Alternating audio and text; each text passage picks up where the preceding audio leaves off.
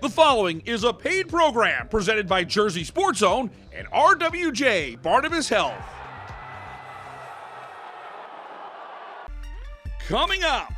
To come out here and play football and look like an idiot for an hour and a half, I can definitely do that for somebody like Aaron. WFAN's Boomer and Geo Morning Show come to St. John Vianney to show their support to Aaron Van Treese. You'll be inspired after seeing the update on the SJV quarterback's road to recovery. County and Conference Championship season is here. Seton Hall Prep looks to add to its dynasty in Essex County lacrosse. Jackson Memorial busts out the bats to win the Ocean County softball tournament. The Jaguars should be dapping as they stay perfect on the season. And we head to North Jersey for flag football. Wayne Valley weaves its way to a Friday night win over Ramapo. And the Soul Bowl has Shabazz and Weequahic battle for Newark bragging rights. We want Brick City! We want Brick City! We want Brick City! We want Brick City! We want Brick City! The spring song plays on. Jersey Sports Zone starts now. Jersey Sports Zone! Jersey Sports Zone!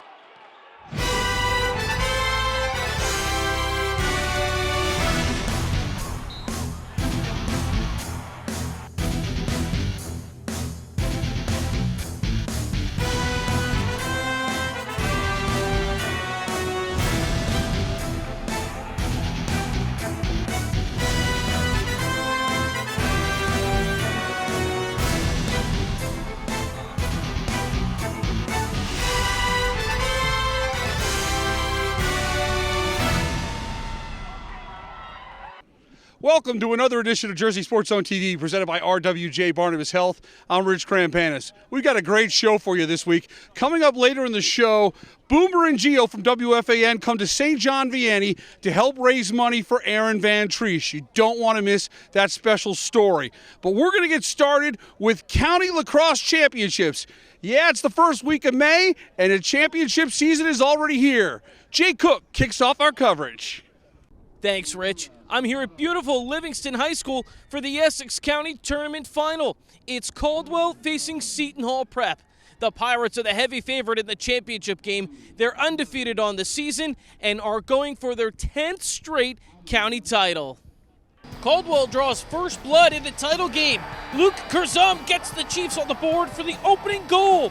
Seton Hall Prep draws even with an open net goal from Brad Schuster.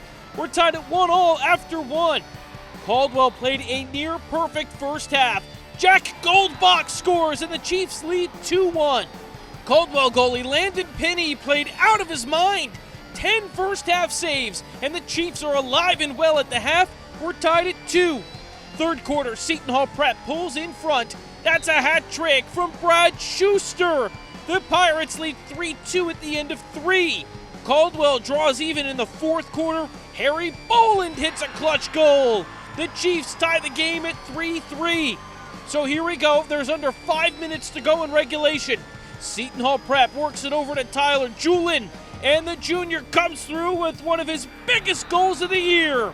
The Pirates go in front 4-3, and that is the final score as they stave off Caldwell to win the program's 10th straight county title. We didn't really talk about it too much. We don't really have the outcome on our minds too much. We just try to play one quarter at a time, one possession at a time. And we killed them 19-2 earlier in the season, then we come out here and beat them 4-3. So it kind of just shows got to show up every single day. Friday night lacrosse on the campus of Rutgers University. 2 state champs square off. Rumson Fairhaven, representing New Jersey, continues to take on all comers. It's RFH taking on Manhasset. The New York State champ out of Long Island, currently ranked number 4 in the nation in the latest Nike U.S. Lacrosse Bowl. Tied at 4 at the half, RFH looks to take the lead. Cole Cashin from point-blank range, turned away by Matthew M. That's a tremendous save by the Manhasset goalie, and it sparks the Indians up the other end. Jack Peterson to Daniel Collin, make it 2 straight for Manhasset. It's 6-4 Indians in front. RFH would rally. It starts with Andy Croddick. He had the OT winner against St. Augustine. Another big goal here. Croddick makes it 6-5. Then Cole Cashin draws Rumson even. One of New Jersey's best, heading to Yale, makes it 2 goals in 29 seconds for the Bulldogs. At the end of 3, Rumson is playing even with the number 4 team in America. We head to the fourth, tied up at 6. The fourth quarter showed how elite this Manhasset program is. The Indians are excellent in all phases of the game. Great passing here as Collins scores his second of the half. In the opening minute of the fourth, Manhasset goes up 7-6. Jack Peterson facilitated goals in the third, then takes over the scoring in the fourth. Peterson from behind the net. He's on his way to Harvard. Manhasset goes back up by 2. It's an 8-6 game. Here's Peterson with his second straight goal. A 3-0 fourth quarter allows the Indians to stay unbeaten and head back to Long Island with a win in the Garden State. 9-7 is your final. RFH is 9-4 on the year. 2 of those losses came against out-of-state foes. I'm Mike Frankel in Blackwood. Coming up later in the show, it's the Jersey Sports Zone Top 10 Plays of the Week. We once again round up the very best from the lacrosse field, the baseball and softball diamonds, and more. That's straight ahead. Jersey Sports Zone. We'll be right back. If you need to see a doctor, RWJ Barnabas Health has 2 easy ways to do it from anywhere. You can see an urgent care provider 24/7 on any device with our Telemed app. Or use our website to book a virtual visit with an RWJ Barnabas Health Medical Group provider or specialist, even as a new patient. You've taken every precaution, and so have we, so don't delay your care any longer. RWJ Barnabas Health. Let's be healthy together.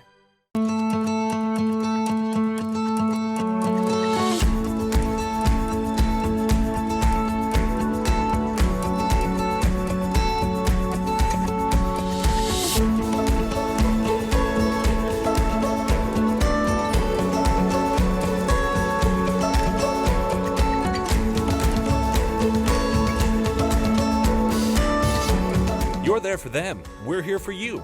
Get back the life you love.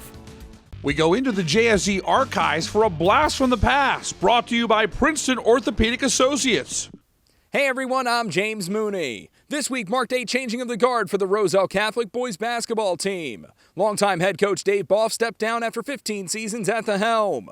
The school announced on Thursday that Todd Decker will be the new head coach for the Lions next season. We go back to 2022 where Jay Cook saw Boff and the Lions bring home the final Tournament of Champions title. Yeah, I mean, New Jersey got, everything you could ever ask for out of the last TOC game, an overtime game. 2 teams that just battled it out and made tough plays and played, I thought a beautiful, game of basketball today. I'm just tremendously proud of our guys. We've had our backs up against the wall. It seems like every game this state tournament, we've been down going into the fourth quarter, and almost every game in the state tournament today, no different, and they just find a way to win. I can't tell you how proud I am of all you are right now. Just as unbelievable a win as I've ever been a part of, as this program has ever had. Just fought and competed, and you guys earned it. Blast from the Past is brought to you by Princeton Orthopedic Associates, a proud sponsor of Jersey Sports Zone for the last 5 years. Welcome back to the show, everyone. I'm Jay Cook with JerseySportsZone.com here in Wayne.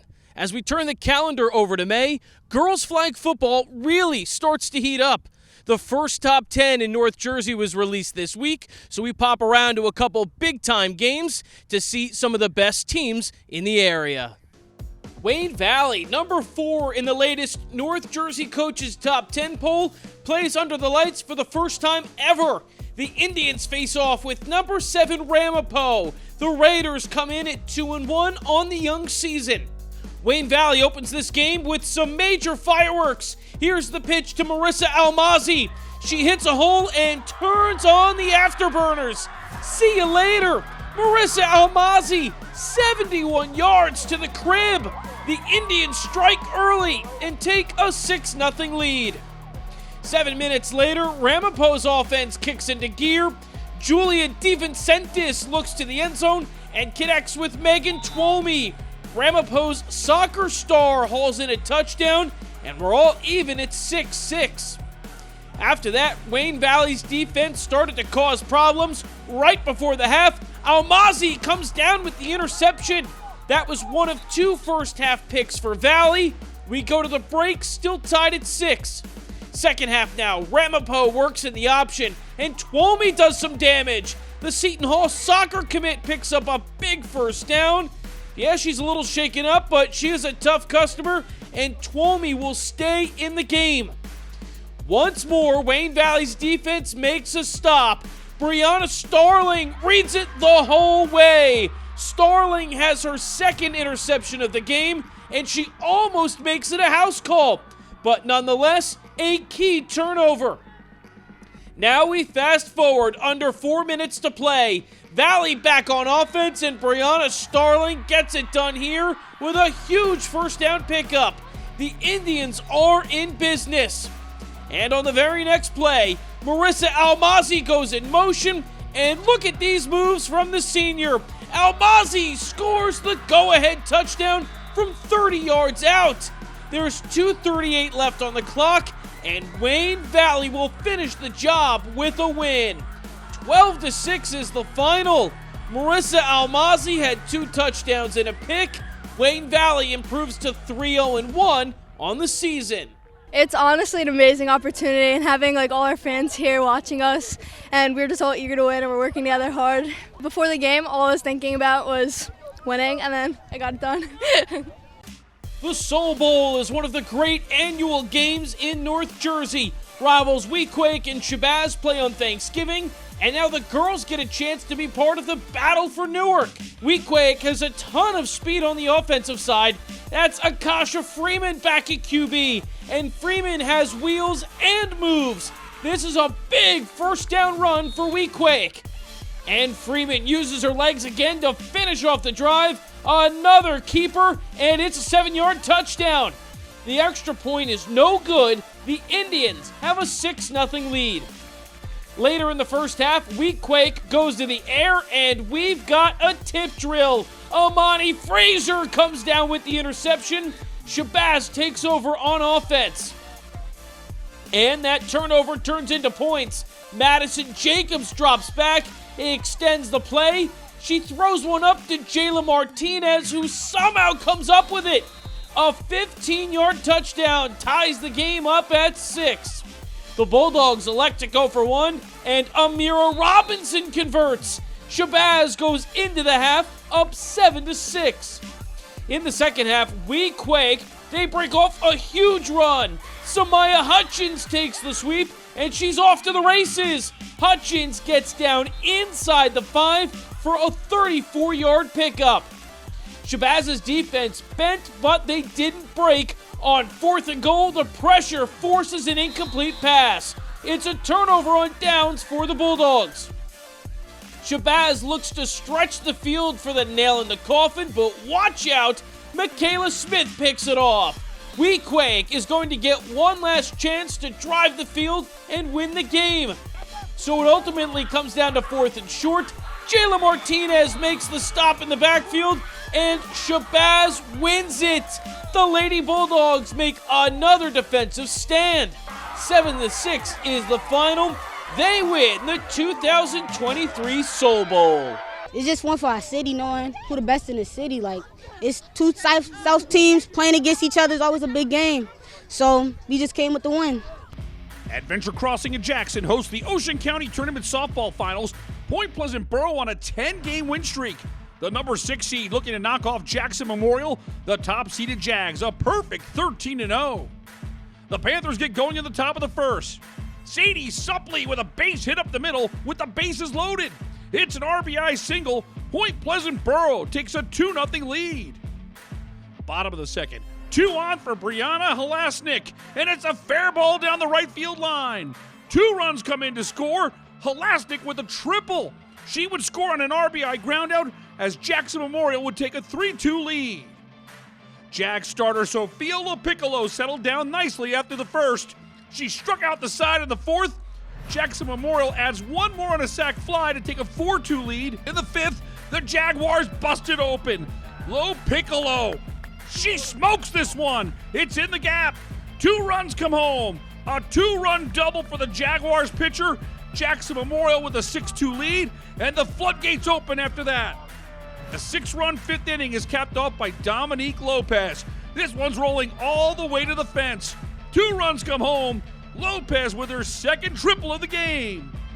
Jackson Memorial wins the Ocean County Softball Tournament for the first time in 19 years. 10-5 is your final. Jackson Memorial is a perfect 14-0. Sofia LaPiccolo is named the MVP of the tournament. She talked about overcoming a tough first inning and her teammates bringing the bats in a big way. Yeah, so the first inning definitely had me a little stressed out, but, you know, we came back. We're always going to come back, and I know my team has my back. It's a lot of fun, and I think it's going to really help us do better, like, in the future, like our next games, too. We're just going to look back on this, push us forward. Time to take a break. When we come back, Aaron Vantrease continues his recovery from a severe spinal cord injury. The St. John Vianney quarterback was back on the field to see his team take on WFAN's Boomer and Gio Morning Show in a flag football game. That story, when Jersey Sports Zone TV continues.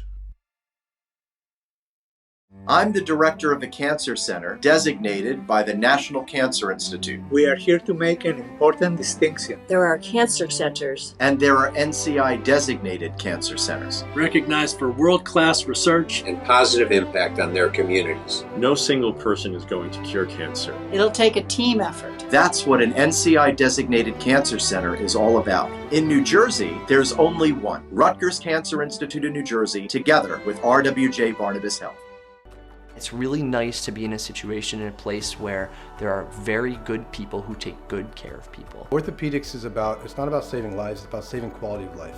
A lot of people, we live high stress lives, so if you tell someone they can't do something for whatever reason, that's pretty traumatic. I really take pride in trying to be empathetic and trying to put myself in every patient's shoes. I want to take care of people like I'd want to take care of my family, and I think that when you do that and give somebody that family feeling and give them your honest opinion for what you would do, they value that.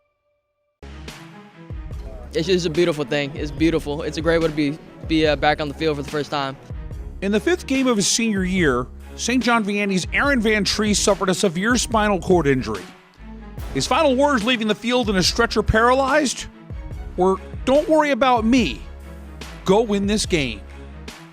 The Lancers won that game, and Vantrease tried to win a game far more important than any sport as he spent months in the hospital, beginning the long road to recovery. I'm finally getting back to being able to help with the assisted walk, trying to relearn everything. I've been able to pick stuff up again recently, and it's just been awesome. It's been awesome, all the progress we've been making. Aaron returned to his home field for the first time since that fateful night to see the SJV community come together for a flag football game featuring his Lancers team and the Boomer and Gio WFAN morning show. Jerry Recco, a longtime WFAN personality, is an SJV grad whose son is currently a senior at Vianney. When this obviously happened, you're taken aback by it, and immediately we started, let's find a date to do something, get it on Boomer and Gio's schedule, and came together. He's a great kid. I didn't know him before this, but my son speaks so highly of him, and just happy that we came out for a great cause. It's one of those things when Jerry Recco told us about it, it hit us at home because it was his son's school. It's where Jerry went. We all played high school football. Every one of us knows someone like Aaron, so it's immediately we felt like we knew him, and he set up the game, and we said, we're going to be there. I don't care the date, we're going to be there. Back in 2017, we saw Boomer Esiason in Middletown raising money for Mikey Nichols, a paralyzed hockey player. He was back in Monmouth County once again, giving back to the community.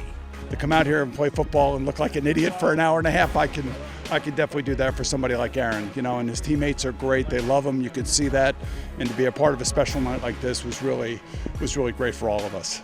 The Southpaw can still sling it, and he was able to develop a deep playbook on the fly with his co-workers at the Fan, but the Lancers' youth and speed would score the 34-20 win. It seemed like you're getting a little tough there in the huddle. Well, that's kind of my reputation, right? So that was fun playing against 16, 17, and 18-year-olds. Boy, it's a big gap between my team and that team, I can tell you that. I think he had more flashbacks to the Jets days than the Bengals days because he won the MVP with the Bengals. The Jet tenure, not so much. I felt like Rich Kotite was coaching us out there for a little bit, but they deserved to win. They were the better team. Boomer's got some work to do in the offseason, let's be honest. For the months he spent in the hospital, Vantrease heard about the support from the entire football world. Nearly $200,000 has been raised to help with the overwhelming medical expenses. Back on his home field, Aaron got to see the support he has firsthand. It wasn't even imaginable when I was hearing about it, but now seeing it, I can finally put a picture to it, and it's so awesome. It's awesome to see everybody out here. I'm so thankful that everybody from the fan came out to play with my boys here. I can't thank them enough. Jerry Recco for setting this up, and obviously everyone here to support us, support Aaron, and this great community we have here at St. John Vianney. Vantrease is determined to walk on his own again and even hopes to help out Coach Jeff Papson and the Lancers this fall on the sidelines. For someone who's been through so much, when you hear him talk, you'll understand why he's a true inspiration to everyone who's ever played the game. Quote that my aunt gave me this quote, and we were in the hospital at RWJ, and she said, "Your life is somebody else's dream," and that always kind of stuck with me, thinking about it, because I know there's people that have it worse off than me, and I know everyone has bad days and stuff like that, but you got to know that your life is somebody else's dream, and someone else would love to be where you are right now. Aaron Vantrease got back into the end zone, and as Boomer and Gio get back to the business of Aaron Rodgers, the Knicks, and the Devils, they certainly won't forget the special night they provided at St. John Vianney. We would have gone to Hawaii to play this game for him, just to see the support from his teammate. We all can learn a lot from the support and the friendship and what they have going on here at St. John Vianney. It's really spectacular. Reporting from Homedale, I'm Rich Krampanis for JerseySportsZone.com. Time for one more break. When we come back, lacrosse dominates the charts in this week's JSZ Top 10. Who's got number one? Find out next. If you need to see a doctor, RWJ Barnabas Health has 2 easy ways to do it from anywhere. You can see an urgent care provider 24/7 on any device with our Telemed app. Or use our website to book a virtual visit with an RWJ Barnabas Health Medical Group provider or specialist, even as a new patient. You've taken every precaution, and so have we, so don't delay your care any longer. RWJ Barnabas Health. Let's be healthy together. What's going on, everyone? Neri Rodriguez here. This week on the Recruiting Roundup, we're back out on the football field as a tight end from Rutherford announced he'll be ACC bound after his high school career. Let's get to know Ryan Ward.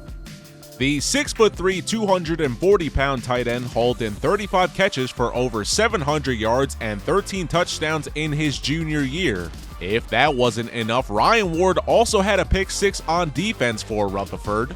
With a host of college offers, including Boston College, Duke, and Georgia Tech to name a few, Ward, entering his senior year, announced he will lace it up for the University of North Carolina after high school. I'm Mike Franco back in Blackwood. That just about puts a bow on another episode of Jersey Sports Zone. But before we wrap things up, it's time for the JSZ Top 10. You know the drill, the very best from all over the Garden State. So here they are, the Jersey Sports Zone Top 10 Plays of the Week. Number 10.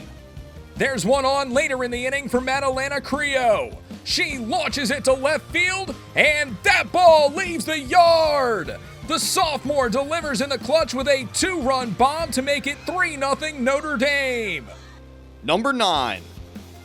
A pop-up along the right side, drifting toward the fence, but EHT first baseman Robert Brown hustles over. Brown reaches over the fence and makes the catch. What a grab from Brown. Number 8. Jags threatening with 2 on. Dominique Lopez hits it hard. Anna Dablowski makes the sliding catch in left. She quickly gets it into the infield for the double play. 7-6-5. That saves 2 runs, and it remains a 4-2 game. Number 7. Everything in the first half was going right for Montclair. Here's Drew Pfeiffer with the turnover, and he turns on the Jets. Pfeiffer sheds a defender. He's got a one-on-one and scores. Drew Pfeiffer goes the length of the field. That was tough. And now it's 5-2 Montclair. Number 6. After an intentional walk, Justin Prekop, with the bases loaded and 1 out with a tie game in the 7th, has a chance to play hero. Good thing he packed his cape. Prekop up the middle will walk it off for the Irish. 5-4 your final. Notre Dame, with an improbable win, pushes that streak to 14. The Irish come back with 4 runs in the 7th with just 1 traditional RBI courtesy of Justin Prekop. Number 5, Hermits with possession here in OT. They work the ball to Hughes. Billy Hughes fakes the pass and steps on the gas. Through 2 defenders before he shoots and wins it. Billy Hughes ends it in overtime as the Hermits celebrate a comeback victory. 6-5 your final. St. Augustine shuts Shawnee down in the second half. The Prep scoring the last 5 goals of the game to take down the Renegades. Number 4. Wayne Valley opens this game with some major fireworks. Here's the pitch to Marissa Almazi. She hits a hole and turns on the afterburners. See you later. Marissa Almazi, 71 yards to the crib. The Indians strike early and take a 6-0 lead. Number 3. If you follow Caldwell, you know the name Harry Boland. He is a special player. Boland dodges, hits a nasty spin move, and scores. My, oh my, we've seen that move on the gridiron before. Boland, with A+ footwork, extends the Caldwell lead to 3-0. Number 2. Here we go, triple OT. It's Dykes to McGovern. Finn McGovern loads up and ends it. Another laser goal for McGovern. His second of the day ends a nearly 60-minute marathon. 9-8 the final. The Hawks mob McGovern as Haddon Township gets its revenge on Highland. I was so happy we finally put one in. And the number 1 play of the week. Isaac Cruz was feeling himself in this one. He's got a lane and finishes behind the back. Oh, that was filthy. Back-to-back goals from the Navy commit gives St. Joe's Montvale a 3-0 lead.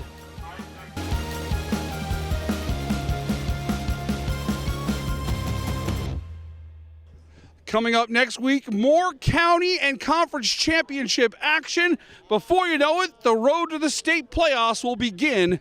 It's going to be an exciting May here on Jersey Sports Zone.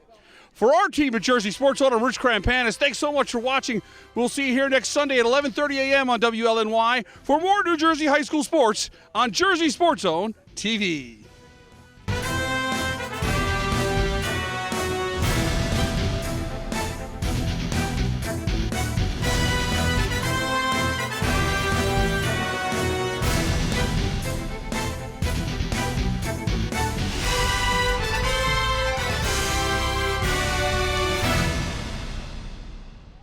I'm the director of the Cancer Center, designated by the National Cancer Institute. We are here to make an important distinction. There are cancer centers. And there are NCI-designated cancer centers. Recognized for world-class research and positive impact on their communities. No single person is going to cure cancer. It'll take a team effort. That's what an NCI-designated cancer center is all about. In New Jersey, there's only one. Rutgers Cancer Institute of New Jersey, together with RWJ Barnabas Health.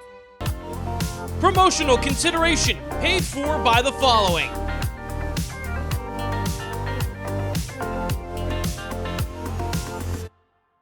The proceeding was a paid program presented by Jersey Sports Zone and RWJ Barnabas Health.